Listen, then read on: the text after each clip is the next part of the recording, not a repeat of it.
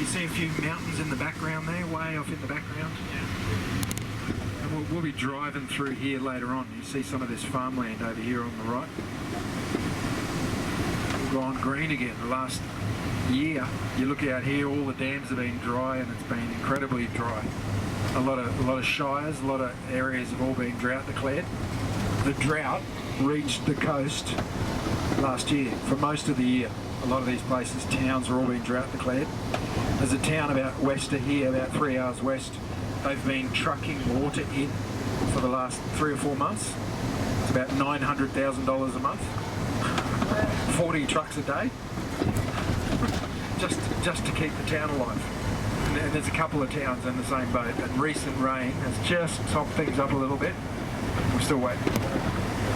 We want more. We need more.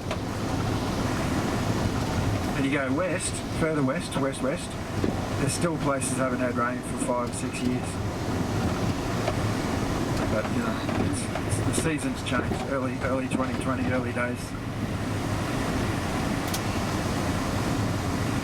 When the conditions are good, I'll just let these cars go, they're behind me. When the conditions are good, hang gliders and paragliders launch off here. People steaming out here. We're pretty much looking due west. So beyond those little hills that you see, beyond the mist, there is a mountain range.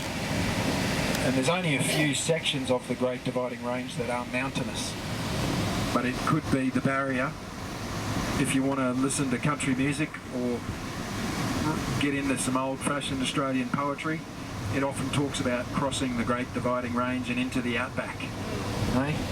Australian outback when you're on the east coast of Australia. But yeah, it's 100 kilometres in, anywhere from 100. But it runs right down that whole eastern seaboard.